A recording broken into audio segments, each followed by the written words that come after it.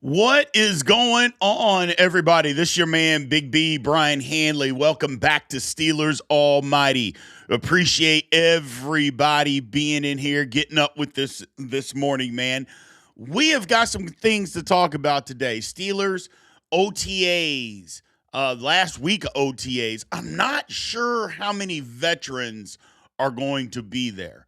I expect all the young guys to be there, but as far as OTAs, I don't know how many veterans are going to show up this last week. There's 4 days of OTAs this week, so we'll see how that shakes out. But got a decent show for you guys today. Again, TJ Watt's chess match under Patrick Graham. We got that going on. The offensive line switching technicalities. I like what the offensive line is going to be doing, ladies and gentlemen, or what they've already done, I should say. And then the Ramsey's Rod Woodson era in Pittsburgh. I like it. I like it. We didn't get to see it. And that's, for me, that's a bummer. We didn't get to see the Rod Woodson, I guess, his evolution to safety and what became basically a second career. We didn't get to see that in Pittsburgh. But with Jalen Ramsey, hopefully we get to see some of that. We're definitely going to see it this year. We saw a little bit last year, but he seems to have really dived in to that role as far as the Pittsburgh Steelers are concerned. His whole persona, I shouldn't say whole persona, but he's very fond of Charles Woodson. And Charles Woodson, as we all know, made that transition and made it seamlessly. So hopefully Jalen Ramsey can do that same thing, and the Pittsburgh Steelers can be the beneficiary. Fading Velocity just became a member. We appreciate you, Fading Velocity. Thank you very, very much. Got a lot of members in here already. Our main man, KTB. Miss Christine is in the house. Beyond Belief is in here. Sir Lags-A-Lot is in the house. Yes, there he is. Got him in the house. So we appreciate everybody being in here today, ladies and gentlemen. So thank you very, very much for showing up this morning. Should be a good show. We appreciate you guys. Miss Felicia is in the house. Thank you very much. Let's get into it. Again, if you want your comment, question, or rant up on the screen, you know how to do that. Super chats are wide open. If you want to become a member, obviously members' comment and questions always get put up on the screen. If you want to help support the channel that way, we appreciate you all. What's going on, Mr. Keith, Mr. McDonald? What is happening? Thank you, Trey Lindsay. We appreciate you. Also want to give a shout out to our man Flying Turtle. Now, I haven't seen him pop up in the chat here recently, but I ran into Flying Turtle in person a few weeks ago. It was at a gun show, and I ran into him there, and he just came up to me. I was like, man, what's going on, man? So hopefully he gets back in the chat. I'm sure he's busy with his life, but hope he pops back in here, man. So let's get into it. So TJ Watt, his chess match under Patrick Graham, having him move around, it could be twofold, ladies and gentlemen. Look, I'd been screaming about it for the last couple of years. You guys have been screaming about it. Pittsburgh Steelers fans in general had been saying, man, we got to move TJ Watt around. We got to move him around. We got to do more with him. Other guys move around. Parsons, Myles Garrett, Crosby, all these guys move around. We got to move him around too. Okay. And for the most part, that didn't happen. And a lot of us blamed it all on Mike Tomlin and the defense being too simplified. Although we had heard and we had talked about here on Steelers Almighty a lot that no, TJ doesn't want to move around. Well, a lot of people, just disregarded that. Just thought, nope, it's Tomlin, it's Austin. They just won't move him around.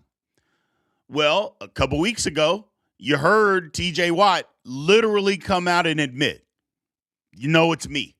I was stubborn as far as moving around. Now, part of that is the coaching staff just allowing him to be stubborn and not just saying, no, you're going to do this. This is what we need you to do. It's best not only for you, but it's best for the entire defense. So part of that, yeah, you can blame that on the other coaching staff, but some of that is on our main man as well. So TJ, it's twofold for me, because if he moves around, which I think is actually going to be in his best benefit, it could also expose something that I don't think Pittsburgh Steelers fans are comfortable or even want to have that conversation. But we're going to have it here. Is what if it exposes TJ Watt as being one-dimensional? What if it exposes him of not being able to rush or be effective from different aspects? What if that's the case? Now, we love TJ. We think he's obviously we don't have to think he was a great player. He's been a great player. I mean, the man's going to the Hall of Fame, ladies and gentlemen. But what if it exposes that? Is that a good or a bad thing? You know, maybe TJ knew himself better than anything. Maybe he's like, hey, man, I know I'm not good at rushing from over the center or over the guard or from the opposite side. I'm not good at it. You know, the thing about this, though, ladies and gentlemen, is he's not going to have a choice in this defense. And he said so. He literally came out and said, hey, I got a lot of studying to do. I got to get in my playbook because I don't have a choice, because some of the defenses that are called, I have to line up somewhere different. I got to do something different. Well, you can't just, I'm going to be stubborn. I'm going to do. No, based on whatever is called, he's got to be somewhere else. I still believe that's a good thing. Whether we think it's going to expose him or not, I still think it's a good thing, because if teams are going to allocate the type of resources to TJ Watt like they have in the past, if they're going to continue to do that, which I think that's going to take a little bit of a downtick this year, I don't think teams are going to double and triple team him nearly as much as what they have in the past, which that could also work to his advantage. You know, but I don't think that's going to happen. Having said all of that, he's got to show up. You know, if they're going to say, you know, because I want to say it was somewhere around 57% he was getting double teamed last year. If that drops down to like, I don't know, let's just call it 45%. Well, he's got to make defenses pay for that. He's got to make them pay. Like, you're going to not double team me? Okay, well, I'm going to wreck your football game. Great. But also, they got to help him. Having him moving around and all over the place, that is absolutely going to help. No doubt. No doubt. So, Miss Felicia said, let's find out early and adjust before the end of the year. I agree, talking about TJ and what he can do. I agree. You know, and I think the more he moves around, it's better for everybody. And it doesn't matter if he gets exposed, to be honest with you. You know, it just, my thing is that if he moves around and they choose to move him around, it's better for everybody. It's better for everybody. So, but we'll see. And that's exactly right, Anthony. TJ claimed he needed to be open to moving around before last season, too, and still didn't do it. You're 100% right. He absolutely said it last year, and he didn't do it.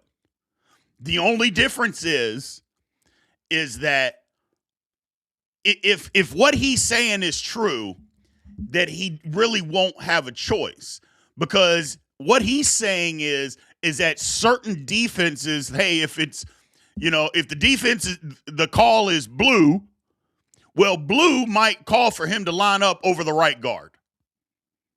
If the defensive call is pink, you know, well, pink might have him lining up over the left guard.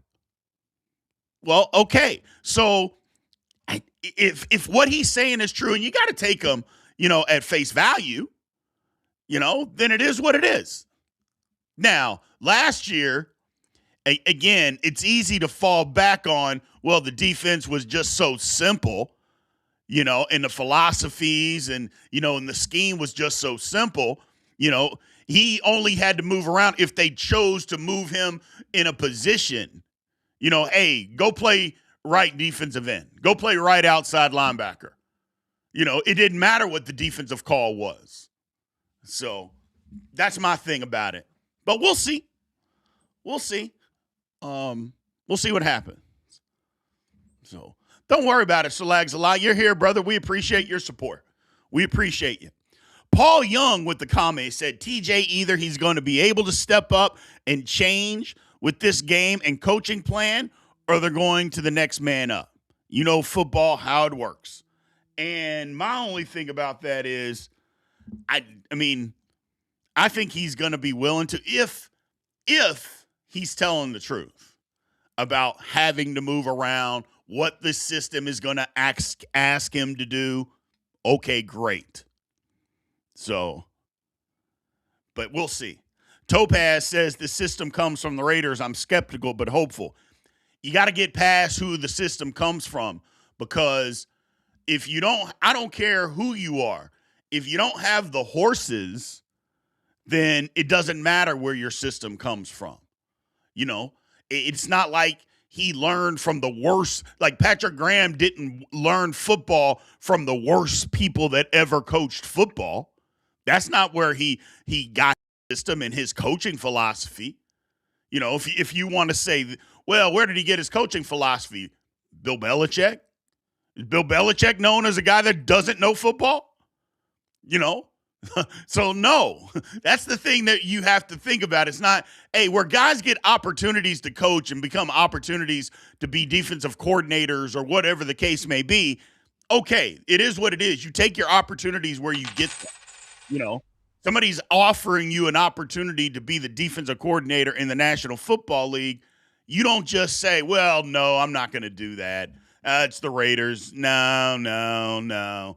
Especially if you haven't been one. No, you take your opportunities where you can get them, and I get it. The results weren't great, but if you don't have the personnel, I don't care how good your system is. If you don't have the players, you can be the greatest defensive mind in the history of football. If the guys aren't very good, it doesn't matter. And that's where sometimes we got to get past, just our own insecurities about, well, he coached for the Raiders. Well, okay, he coached for the Raiders.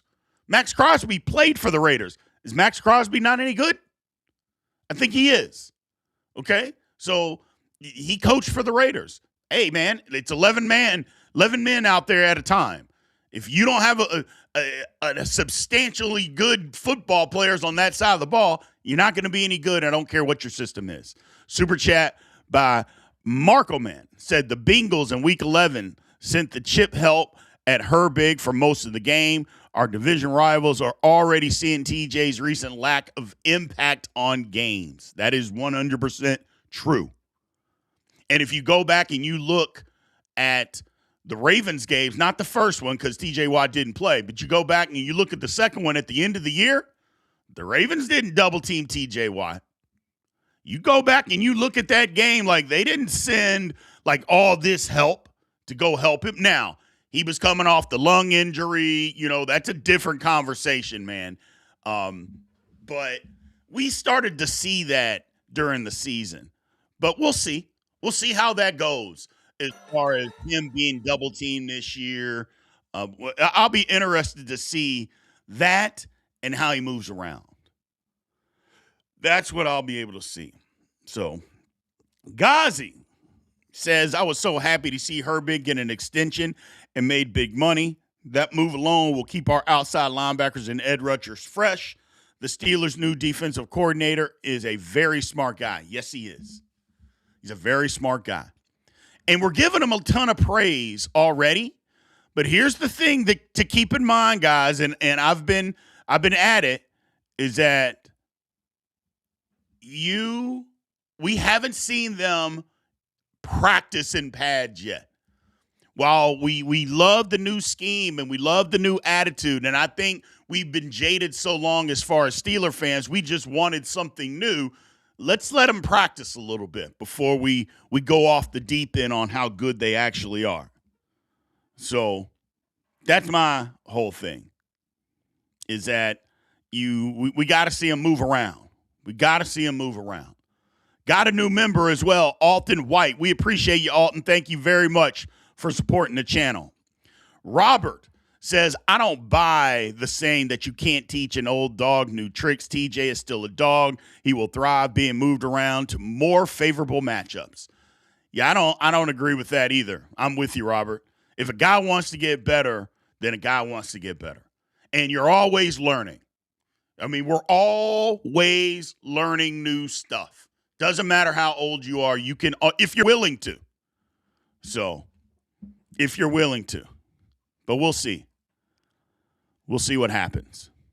So, Barry said TJ has to step up and be the leader and show he can change and move positions like a man who was paid to do a job.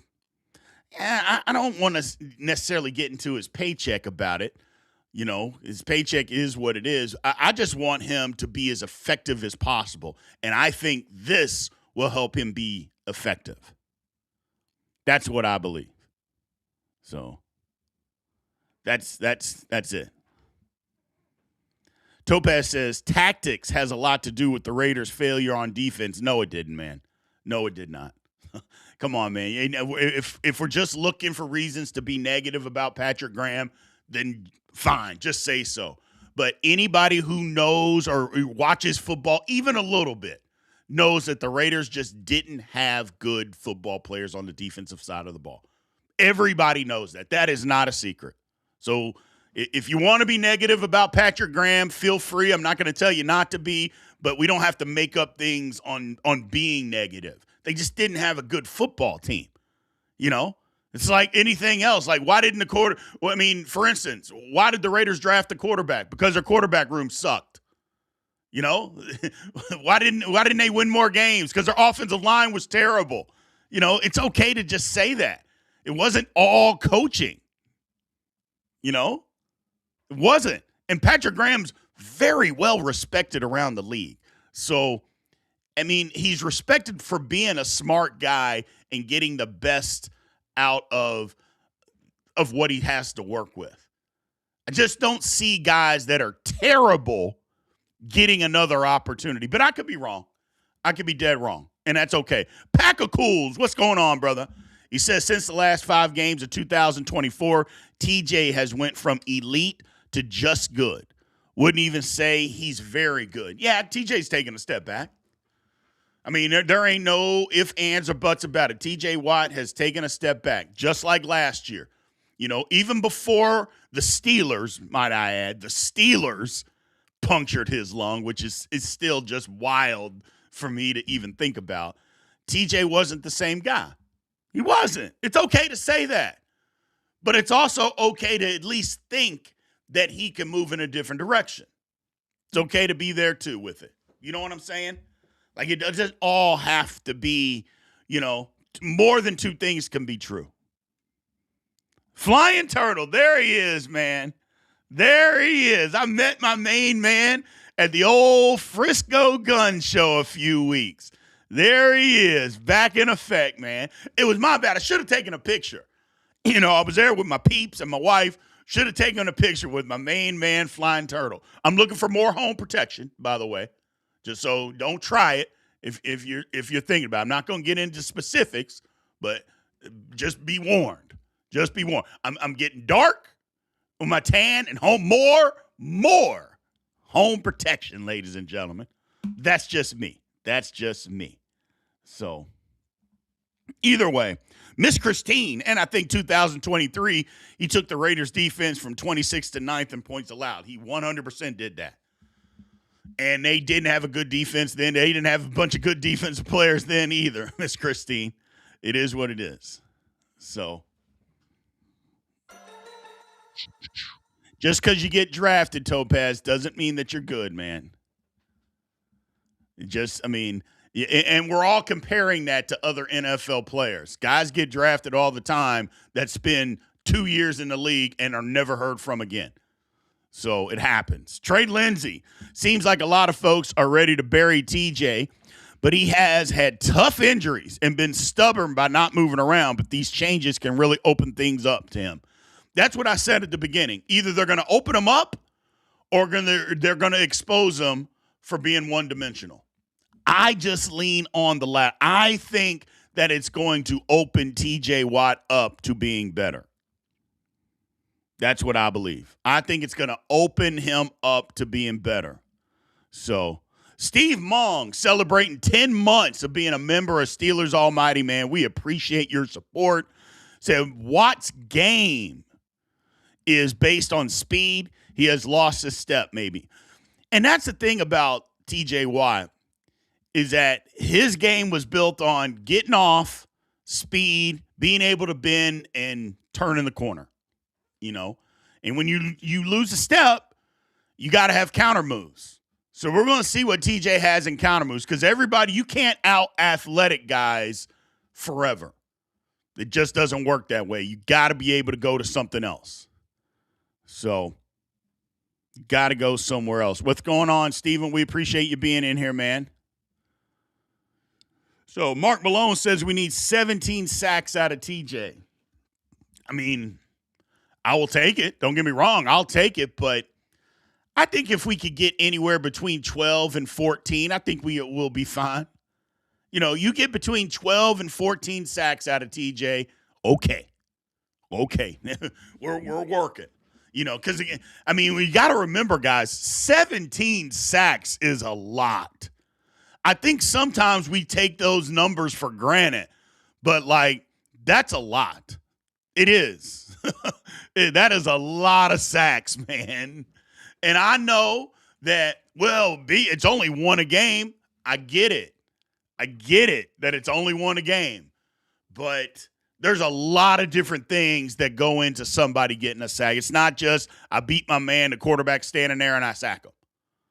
A lot of different things that go into getting a sack. So, but it is what it is. I'll be interested to see. KTB says there are more Hall of Famers in the 7th round versus the 5th round. Got to make the most of your opportunities. Yeah, we do. Yeah, we do. So what's up, Howard? How you doing, brother? Have we missed you, Howard? Have you been gone for a minute or something? I don't remember seeing you in the chat like we've always seen you. You been on vacation or something, brother? I'm glad you're in here. We appreciate you, man. Thanks for joining us this morning. So, Miss Christine says, Antwell, this is the best roster Graham has ever had. He'll actually be able to get the cake to rise from. Yeah, that's the thing. This is the best that he's had, the best roster. So it's the best that he had, and we'll see. The thing that makes me a little nervous about the Steelers defense, and we'll move on after this, is I saw what they looked like last year, okay? And you can't just blame all of that on Mike Tomlin. You know how I am. I am never going to blame it all on coaching. I'm never going to blame it all on players. It's always a combination between the two. Now, it can be more coaching than it is players. It doesn't have to be a 50-50, even split when it comes to that. But I'm never going to just say, it's all the coaches. It's all coaches. No. You got to have some logic behind it. It can't all be the coach's fault. Or it can't all be the player's fault, And that's where I try to have a civil head about some of this stuff. But, so I saw them play last year. I just think it was a bad year. I just think, especially with division games, but some of the teams that we played, I think teams were just like, hey, man, we know what the Steelers are going to do on defense. And it doesn't matter who's out there. Because I can tell you this. Even with the steel curtain defense, if guys knew what you were going to do, in certain situations. They always knew where you were going to be. Teams would have been able to pick them apart too. You know what I'm saying? Like, offenses are so sophisticated now.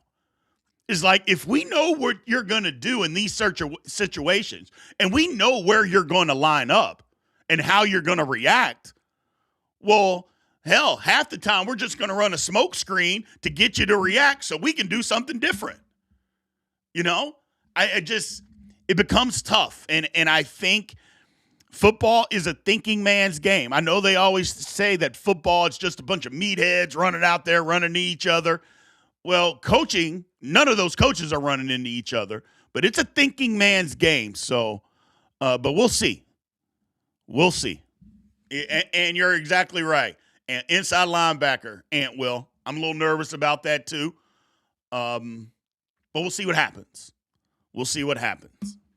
So let's move on, people. Let's move on. So first off, the offensive line moving around, I think, is for the betterment of the Pittsburgh Steelers. I think the offense, just in general, what they're going to do and what they're going to be is so refreshing. You know, we got 2 tight ends. We got a couple more, I guess, in the wings, but we got 2 tight ends. I mean, just think about what the Steelers offense has versus last year, okay? And let's just talk about at the end of last season, what they had versus what they have now. Number one, Darnell Washington is now healthy, okay? Not having him against the Texans, you have no idea what that would have meant, blocking on the edge, being able to run the football on the edge. You just don't know, because I think it made a world, or would have made a world of difference. But he wasn't there. And that matters, man. That matters. I think the offensive line getting a little younger, getting a little better. Nobody wants to speak ill will of guys being hurt, but I think the line is going to be better this year than what it was last year. I believe that. And whether we have IMAC starting or Dylan Cook, I think that's going to be one of the big position battles of training camp. We can start talking about it now. At right guard, I mean, you got Hoffman, Spencer Anderson, and Dunker all battling for that starting job. Again, one of the better position battles in camp.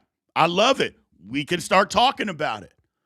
But moving Faetano and Mason McCormick to the left side, I think is a big, big deal for the Pittsburgh Steelers, man. So I think it's a big deal. And appreciate it, Monster. Thank you very much, man.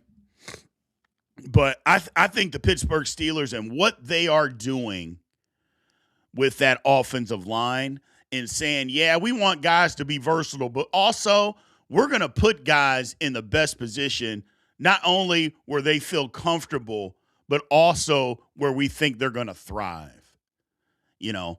And it's Troy Faetano, because basically what the Pittsburgh Steelers are saying, we think Troy Faetano is a better left tackle than what Broderick Jones was. And it also seemed like the Steelers were like, okay, we got Broderick, we got him at left tackle, and we have Troy. We're going to play him at right.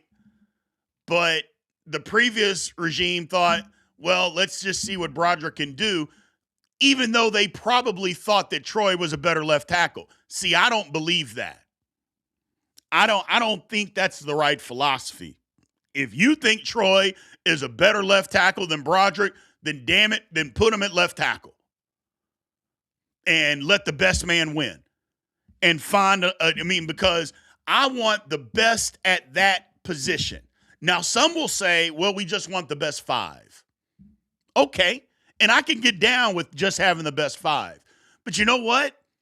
If my right tackle is better at left tackle, but my left tackle can't play right tackle, then I need to go find a right tackle, would be my thoughts. You know what I mean? It didn't seem like the Steelers wanted to do that. And I get it with money and draft picks, and you got people tied up into certain stuff. I just didn't like it. But it seems that moving Troy to the left. And again, some people are, oh, well, we've never seen him do it. I'm like, man, you got to let that stuff go. Troy Fautano played well enough at left tackle for 2 years at Washington to get himself drafted at number 20 in the National Football League. He was a number 20 pick because of how well he played left tackle. Well, it was a left-handed quarterback. Okay, fine. I go, but the foot placement and the hand placement and the footwork, all of that is going to be the same at left tackle. Like, you're not going to have different hand placement because the quarterback is right-handed. Like, you're not going to do that. Now, you may block a little bit differently and run people around a little bit differently because it's the backside. I said, but you're not going to, your hand placement, like, that's not going to be any different. And these guys have done it. Mason McCormick had over 3,300 snaps at left guard. Yeah, I'm okay. I'm fine with Mason McCormick moving to a position where he likes. So, but we'll see. We'll see. I like the fact that Topaz says the line is going to suck. Did you see the Texans in the playoffs? Topaz is the guy. He until the Steelers win the Super Bowl, he's not going to say anything positive about the Steelers, man. That's all. But so you got to let it go. I get it. We're all jaded. We're jaded fans. You got to let it go. He's upset. But here's the thing. If you're judging an offensive line against the best defensive line in the league and you're saying, oh, they're going to suck, then you're not an objective football player, and maybe you don't understand football. Because you can't just say, well, the best defensive line, you didn't play well, so you're going to suck. Is that how it works? So if you don't play against the best defensive line in the league or against the best front seven in the league, you still are going to suck? That's just weird. That's just weird talk. So, and I get it. I get it. I get it. But that's where some people live. They live in that realm of, well, it's the best line. You didn't play well in that one football game. So because you didn't play well in that one game, you can never, ever play well. You'll never play well. Everything you do is going to be terrible. Some people live in that world. I just don't live in that world because that's not reality. So that's just not reality. I don't know, Mark. I don't know. I don't know if they thought that Broderick was better or not. I think they did the best of what they could in that situation. But it just wouldn't have been me. It wouldn't have been me. I would have just said, hey, man, he's a better left tackle than you. We need to find a right tackle and go from there. But it is what it is. It is what it is.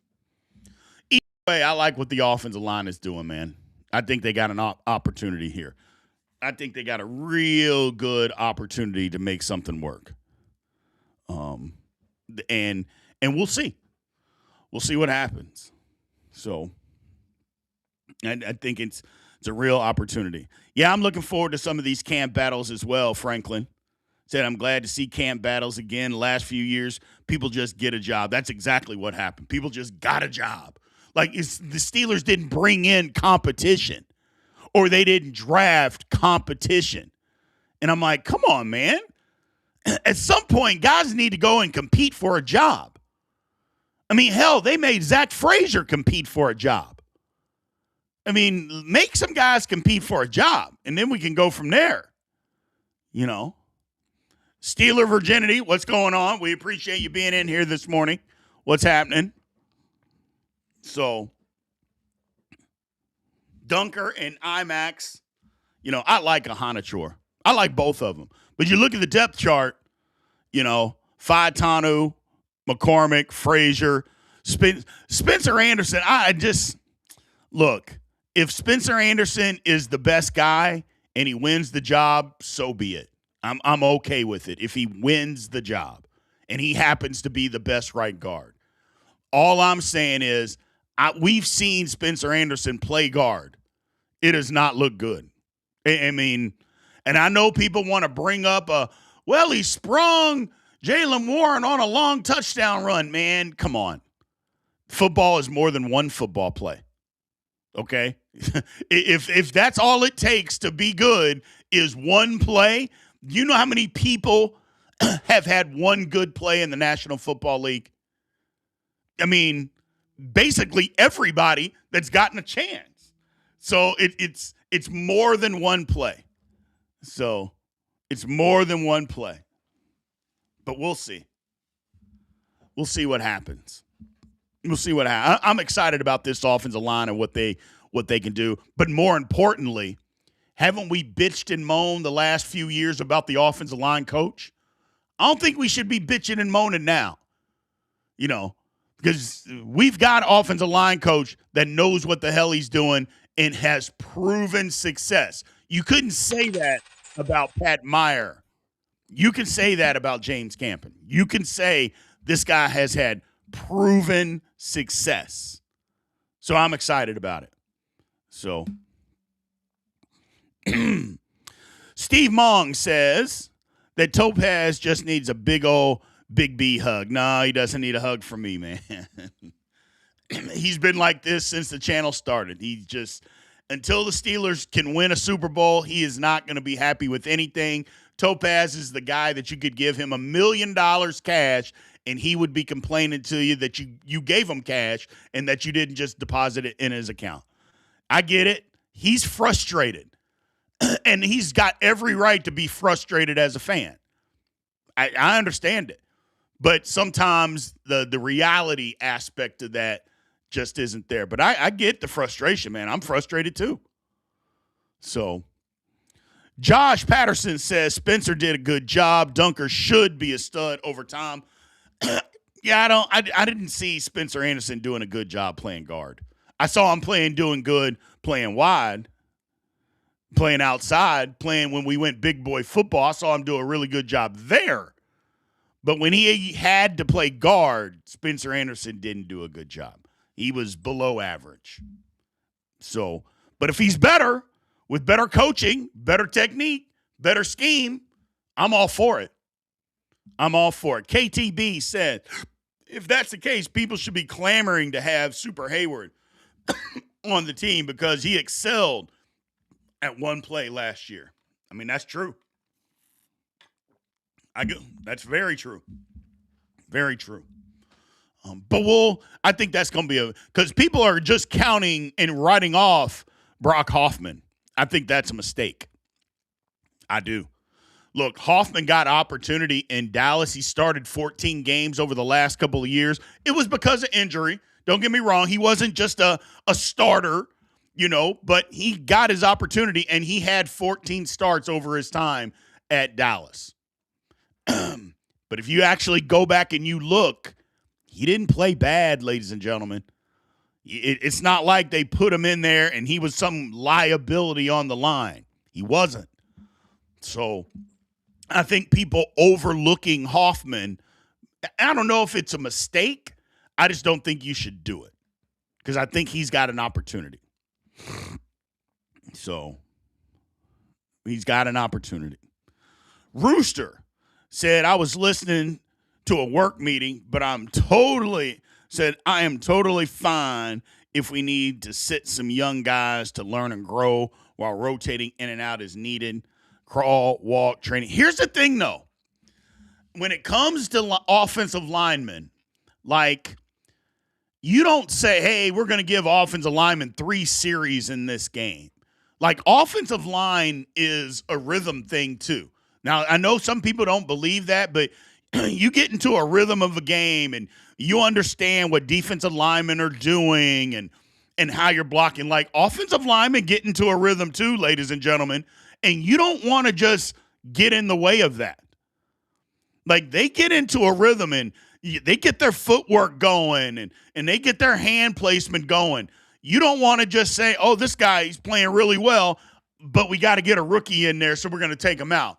Not offensive line. You don't need to do that. You don't need to do that. If guys are playing good, then let them play good. And you can't get somebody experience, or you shouldn't get somebody experience at the expense of somebody who's playing good. Because I'll just ask you this question. Let's just say Spencer Anderson wins the job at right guard. We all think that Dunker is the future. If Spencer Anderson is out there kicking ass, should we just say, you know what, for this series, let's just get Dunker out there and throw him out there so he can get into the game? My first thought would be, what the hell are you doing? No, that's not what you should do. And I'm going to bet none of you guys think that either. Or a lot of you don't think that. Would you do that to Aaron Rodgers? Hey, man, Aaron Rodgers is 14 for 14, 2 touchdowns. He is lighting it up. Hey, man, whoa. We got to get Will Howard out there. We got to let Will Howard play a series, man. I know Aaron is lighting it up, but no. We got to get Will Howard out there. I know the answer to that is no. And if it isn't no, then you're just crazy. I can't take you serious. So you shouldn't do the same thing with offensive linemen either. Bernard Nixon with the super chat. Do you think the Hall will do A-Rod like Bill? Oh, Bill Belichick? Aaron Rodgers didn't have any of those conspiracies. Like, people are talking about Bill Belichick. They're holding it against him like the Spygate and Deflategate and stuff like that. Aaron Rodgers didn't have any of that. Like, they didn't suspect him of cheating. If you want to talk about how he lied about, or he used weird wording about whether he got vaccinated or not, okay. But, that didn't have anything to do with football. So no. I don't think so anyway. Also, Derek Stockman said, I played center. There's definitely a rhythm. Absolutely. There definitely is a rhythm to playing offensive line. O-line needs chemistry. It takes a while to trust the guys you play with. Yes, it does. Yes, it does. So, and like I said, you're not just taking out somebody just for the sake to get somebody in some playing time. That's not how you do it, man. So, you're comparing Spencer Anderson to Aaron Rodgers. There was never one time that I compared Spencer Anderson to Aaron Rodgers. I have no idea what you're talking about. It could be that very well may be the dumbest statement that we've had on Steelers Almighty in 2 years, people. I compared a situation. I didn't compare those two players. Stop talking. Just stop. Lord have mercy. Dre said, hopefully McCarthy doesn't pull a Tomlin and not start rookies. Hey, exactly. Said people forget Herbig was starting over Frazier. Yes, he was. He said, I'll never forget Pat P over JPJ. Yeah. That's the thing. You remember the Joey Porter Jr. situation and Patrick Peterson because the play changed overnight. Lord have mercy. It literally changed overnight because Patrick Peterson was so bad for the Steelers. It wasn't even funny. And you're right about Herbig. It was Nate Herbig. It took him getting hurt for Frazier to even get in the starting lineup. So, but you're right. You are exactly right. So, AJ says, let's be honest, though. This is the first time in a while where we're not holding our breath about the offensive line. I don't think we were holding our breath last year. And again, before we even say we're not holding our breath this year, we still have two guys on the right side. Like, who are the starters? We don't know. But what we believe is that whoever the starters are going to be good players. So I'm with you on that, AJ. You're right. You are exactly right. So, Steve Mong says, hey, B, I've been curious. When you were at K-State, Or when were you at K-State? I was there played in 1997 and 1998. Played 2 years. Played junior college before that, and I played left guard. So look, man, I don't claim to be the world's greatest or the most knowledgeable football player, but I did play. Kansas State at that time we were number 1 team in the country in 1998. But I've just been around football my whole life. That's all. I've been around football my whole life. So that's all. My dad was a high school football coach. So just being around the game, and I like watching it. Like, some people don't like watching football. I love watching and understanding football. So that's all. That's all. Mr. Crazy just became a member, man. We appreciate you. Thank you very, very much for supporting the channel, man. We appreciate you. Oh, you don't want to own up to what you just said. What I just said was Spencer Anderson playing good and them taking him out, and Aaron Rodgers playing good and them taking him out. Did I say compare Spencer Anderson and Aaron Rodgers, or did I compare 2 different situations? It's just reading fundamentals, my man. That's all. Or, hey, I got to be on a podcast today saying something stupid and he responded. Gotcha. Well, you got your wish. So, KTB.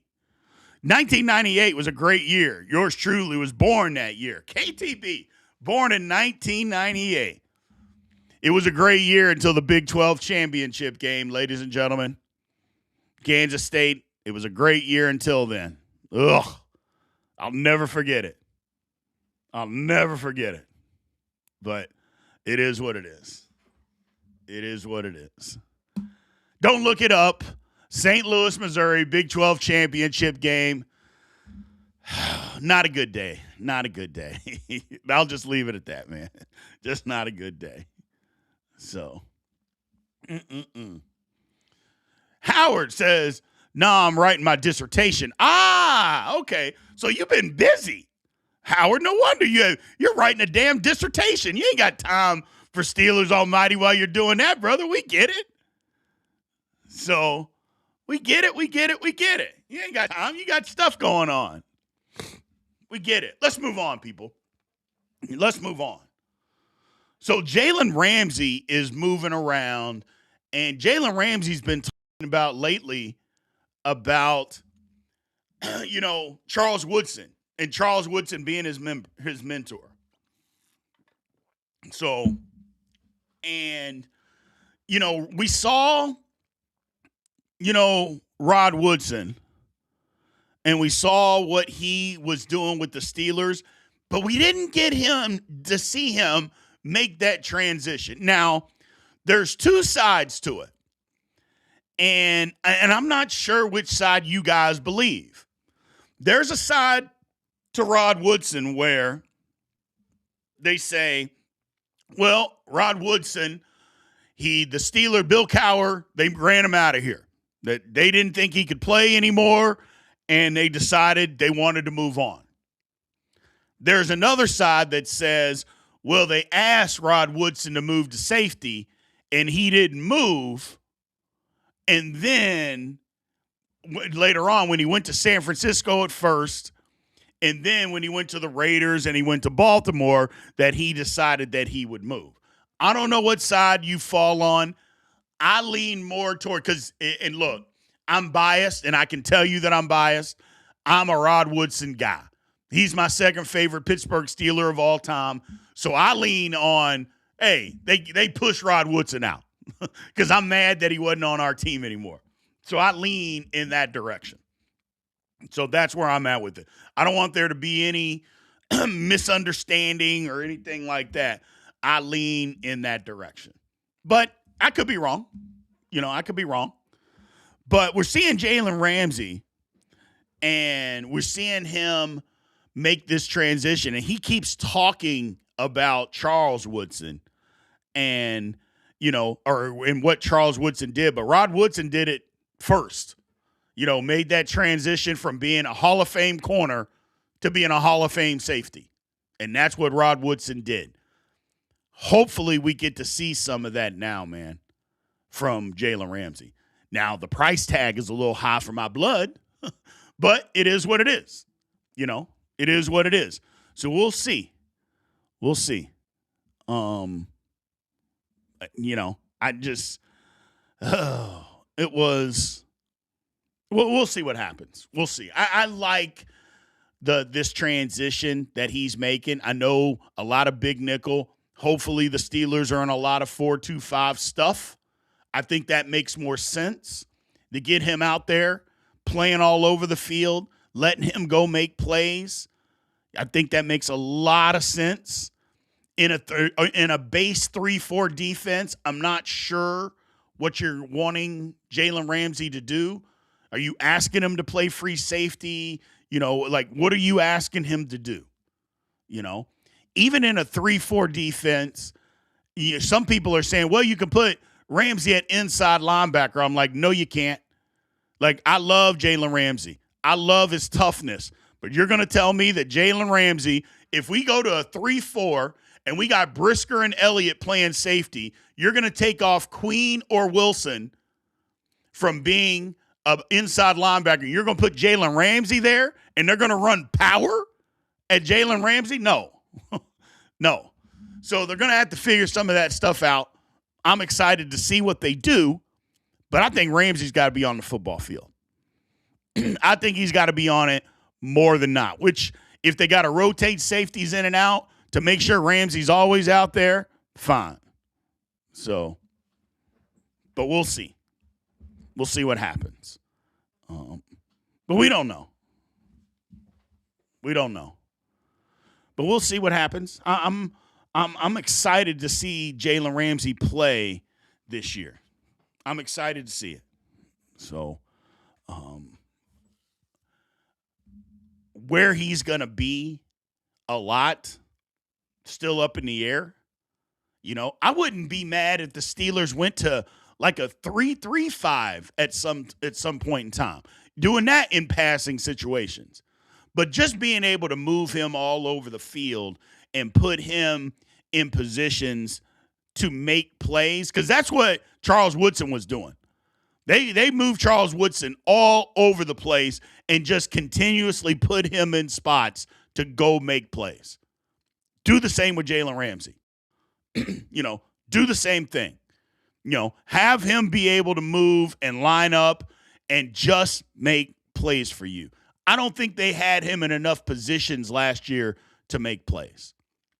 There's a lot of people that said, well, why did you even move off Minka and bring in Ramsey if you were basically going to have them do the same thing? Well, you got to remember, when they brought in Ramsey, they wanted Ramsey to play corner full time. Well, we found out that's not necessarily his strong suit anymore, is just playing outside corner. Well, now he doesn't have to do that. We got guys that can do that. So, and we'll see. We'll see. But bottom line is this. The Steelers got Ramsey on the football team this year. The Steelers are a better team this year than they are last year at this point and on paper. Everything's on paper. So, but we'll see. We'll see. Christian says 3-3-5 is not an option unless the nose can rush the QB. Well, I think it would be an option because if it's in a passing situation, they're not going to have a nose in there that can't rush the QB. They're not going to have a nose in there that, a Casey Hampton type. They're going to have a guy that's going to have to occupy. Two guys are going to have to block him. That's all, in my opinion. So, Payway, appreciate the super chat, brother. Thank you very, very much. Rooster says, PG is great at moving players to make plays. He's fantastic at getting the best out of the talent on the field, so Ramsey has a shot at a monster year. At this point, everybody's got a shot at a monster year. You would be 100% correct. 100% correct. I can't wait for it to happen. We'll see. Dre said found out the hard way on Thursday night. He's not the same anymore. Had him guarding the reigning Triple Crown champion, 1v1. Hopefully those coaching days are over. They did. Also, you heard a lot of stuff now, and I get it that we're hearing it from Darius Slay. And Darius Slay is no longer playing football. And when he played for the Steelers, Darius Slay sucked. Let's just call it what it is. He sucked. But he's talking about the leverage and what they were asking DBs to do and said that wasn't their game and all this kind of stuff. And, you know, some of it is going to have some validity. Like everything that Slay and all his criticism, you know, and he's very careful not to mention Tomlin by name. But, you know,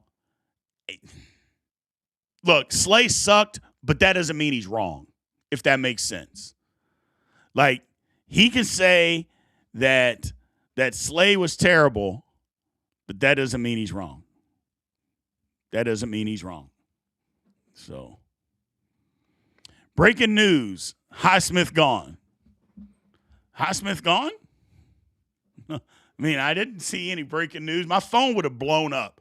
I mean, literally, it would have just blown right up if Highsmith was gone. You got to stop. Although, and I'll leave this little nugget right before we leave, I don't know, Steeler fan. I'm just not positive that Alex Highsmith is going to be on the Steelers when the season starts up. I'm not 100% positive of that. I'm not. I hope, and I think he should be. I think the Steelers are worse if he's not on the team. But I'm just throwing this nugget out there. I'm just not 100% positive that that's the case. I'm not. It wouldn't be the craziest thing that happened. That's all I'm saying. So, what's going on, Fresh West? And I know you were joking, Jordan.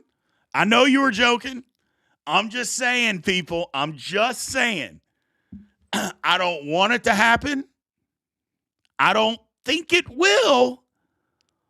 But just keep that in the back of your mind. It could very well happen.